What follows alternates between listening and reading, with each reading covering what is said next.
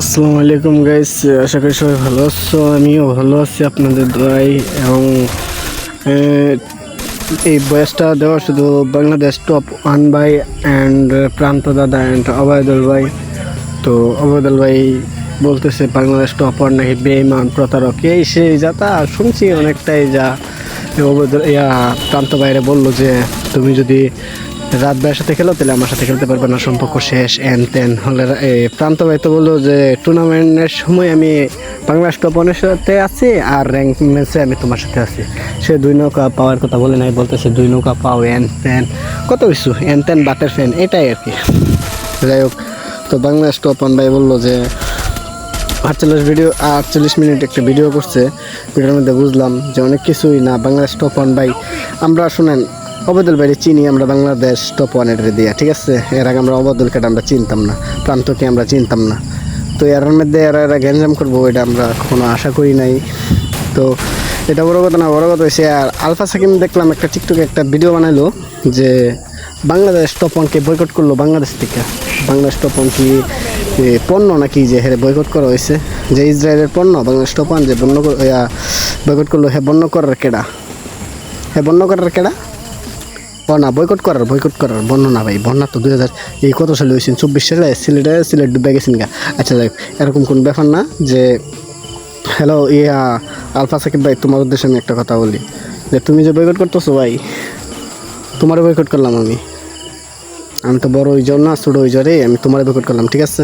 আমি একজন বাংলাদেশ টপ ওয়ানের হাজার বড় ফ্যান, বুঝছো। কথার মধ্যে আইপি লাগে না, তো তোমরা ঠিক করে নিও। আর একটা হচ্ছে যে আমরা বাংলাদেশ টপ ওয়ানের পাশে আসছি আর আমরা যারা ভালোবাসি এরা মন থেকে বাসি, বুঝছো। তোমার মতন হাউল ফাউল না যে সত্যটা না জানি না একজনের ভুল বুঝবো। তো পুরা ভিডিও তুমি দেখো, তারটাও দেখো। যে ফোন দিছে কিসের জন্য দিছে? তার স্বার্থের লেগে দিছে, তার লাভের লেগে ফোন কিনে দিছে প্রান্ত বাইরে, যে তার খাস্তা না তার লাভ হইতেছে এই জন্য ফোন কিনে দিছে। তো এমনি তো আর ফোন কিনে দেয় নাই প্রান্ত বাইরে, তো এমনি ফোন কিনে দেয় নাই।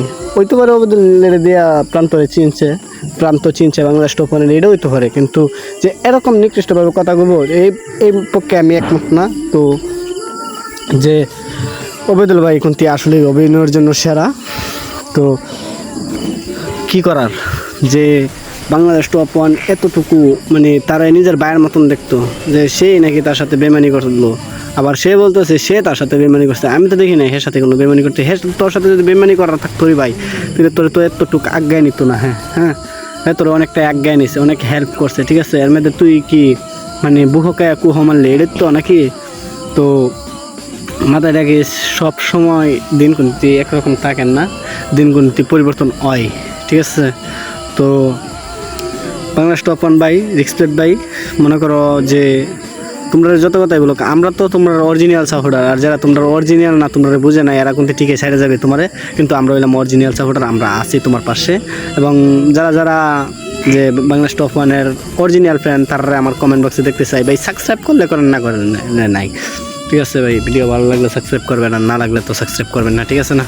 তো এতটুকুই, মানে আর কিছু বলতে চাই না। কি বলবো যে বাংলাদেশ টপ ওয়ান ভাই নিয়ে আমার তো কিছু বলার নাই। বাংলাদেশ টপ ওয়ান ভাই মানে অনেক ভালো মনের মানুষ, সে কাজ করতে পারে না আর আমি বিশ্বাসও করি না। তো অবেদুল ভাই কিন্তু অভিনয়ের জন্য সেরা।